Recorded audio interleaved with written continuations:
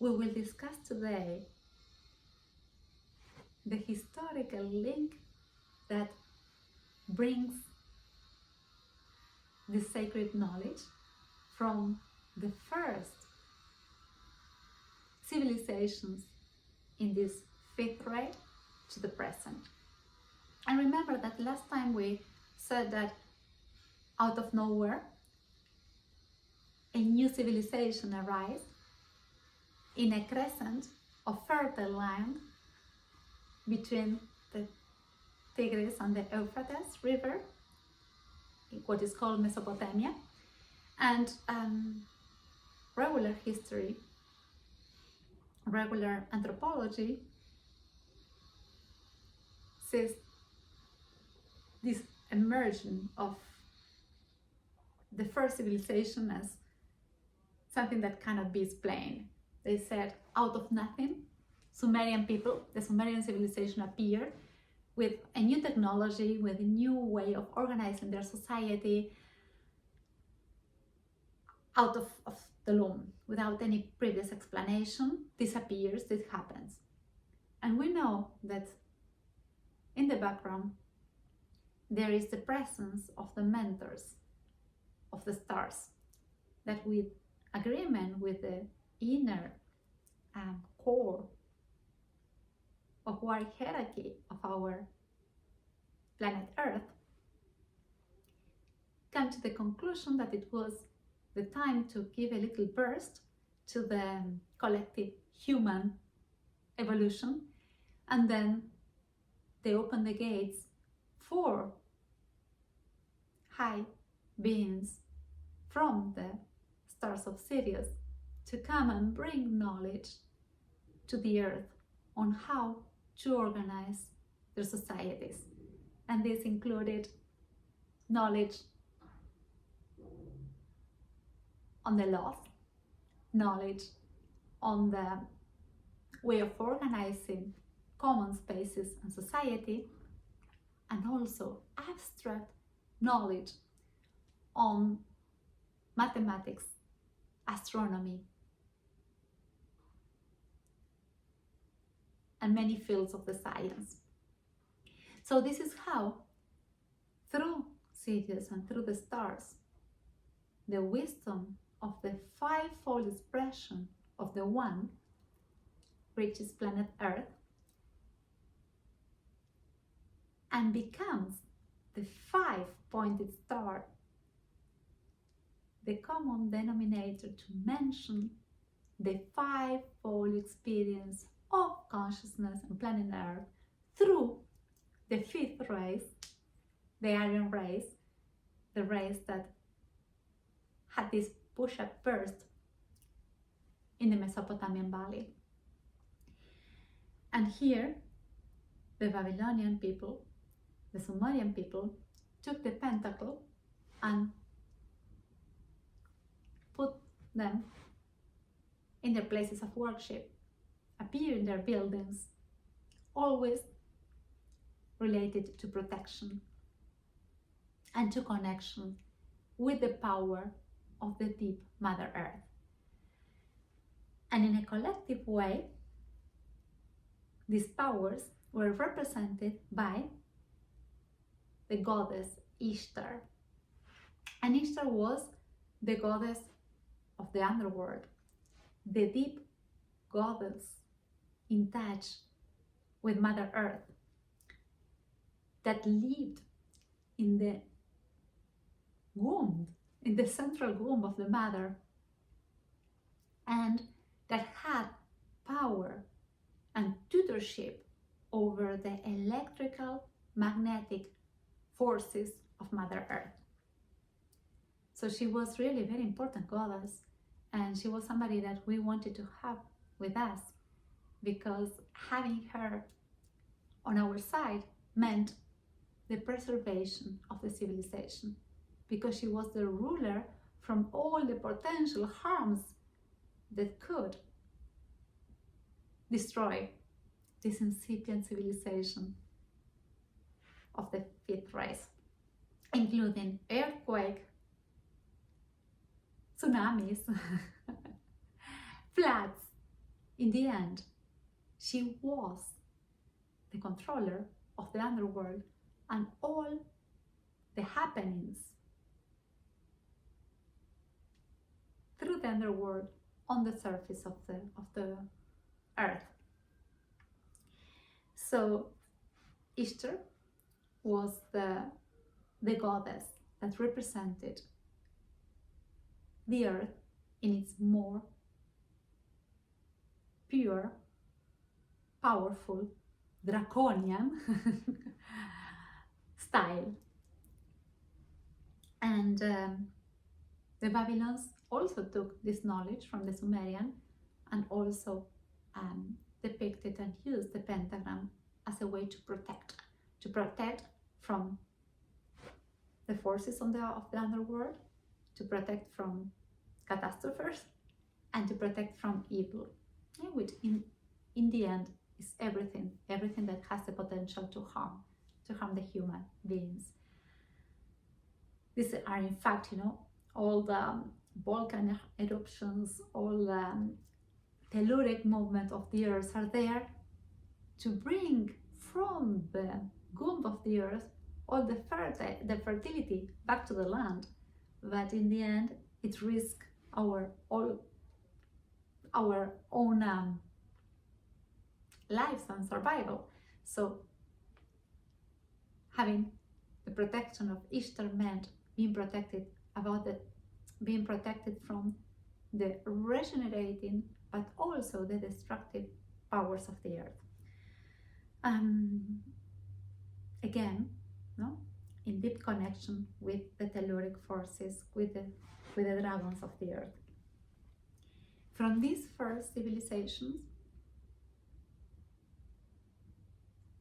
it jumps to the next important civilization in this region of the world, which appear also in a fertile land, but now in the core of Central Africa, along the river Nile. This current, this flow of vitality, giving life to the central part of the African continent. And in different points along the river Nile, their wisdom centers, sustained, entertained by the Egyptian priests. And the Egyptian priests were the ones that could safeguard, they were the safeguarders of the sacred and ancient knowledge. So they learned it from the Sumerian initiates. They also received information directly from the beings of the stars, and they safeguarded it in their centers of knowledge. And during the Egyptian period, we also see the pentacle appear mostly as a hieroglyphic, and we know that the Egyptian has this pictorial language that was expressed by hieroglyphics that were at the same time a way to communicate between themselves, but also that had magical powers to open gates of connection with the stars and the higher dimensions. So there's a hieroglyphic that is represented by the pentagram, and again it is used mainly in the tombs of the pharaohs as a way to protect them in their trip to the underworld. So the pentagram in Egypt represents the regenerative power of the womb of Mother Earth. And the pharaohs, after living this life, were supposed to go down to the underworld, regenerate themselves to be reborn to the afterlife.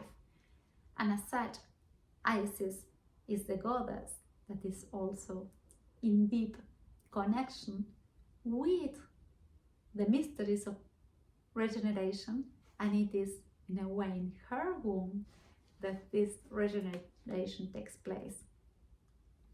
So there is a deep knowledge of the science of matter, of the fivefold expression in this dimension, and of the potential of regeneration through the use of the pentagram. And through the Nile, the river of Nile, the knowledge travels up now to the confluence of two cultures, which is the Mediterranean Sea. And the Nile opens itself in a delta, and in this delta there's a spot that we now call known as Alexandria, where there was an overlap of civilizations, the previous ancient Egyptian civilization and the new taking over Greek civilization. And there was sometimes a struggle at the political and social level, but deeper inside, the initiates of the empire civilization that's coming down had the responsibility to make sure the legacy of wisdom is transmitted to the new seekers, to the initiates of the new civilization. And in Alexandria is where this fusion takes place, where the deep knowledge of the Egyptians is transferred to the new sages, the new seekers of Greece. And it's through Greece that it reaches us until today. And it is through Greece that the name of the 5-pointed star comes to us, because pentagram comes from the Greek pentagrammon. Penta as a prefix means 5, and grammon means design or line. So 5, the design of 5 lines, 5 stars. No? So it's there in Alexandria. The temple is still there. The library disappeared, but the temple, the sacred wisdom is still under the custody of very ancient masters under the level of Alexandria even today. And if we speak of Greece, we can only mention Pythagoras. Pythagoras was the huge initiate, master, alchemist that developed the science of the triangles and also worked with the pentagram. In fact, Pythagoras called the pentagram, he gave him a name, he called him pentalpha. Remember that he was pentalpha. And remember that Pythagoras was working always with the triangles. So he didn't focus so much in the pentagon. He forgot about the pentagon. He said, these are 5 triangles. I work with a triangle, so this is 5 triangles. This is the pentalpha, the 5 alpha, meaning by the letter alpha, the 5 isosceles triangles.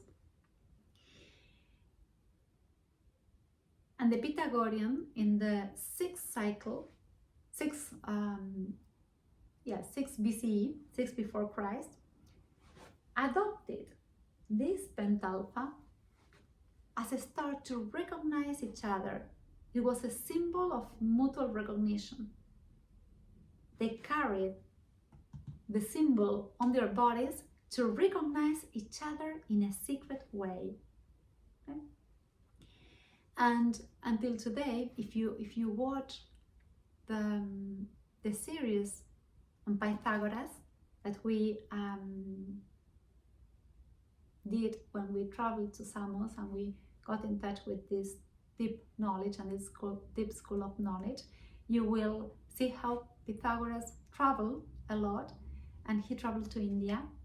And when he traveled to India, he took the knowledge of the pentagram, or the pentalpha, as he called it, also to India. He gave it to the great masters and initiates from the Indian schools. So, from the stars to Sumeria and Babylonia, through the river Nile, consecrated in the womb by Isis, flourishes again in Alexandria, where it goes into the Greek civilizations, and through the Greeks come to us until our days. That's a lot of information. We will stop there for today, but we will meet again one or more times to close the session and speak how from Greece this knowledge, this wisdom reaches us today, and how it is represented in our civilization up to now. Thank you very much. Thank you.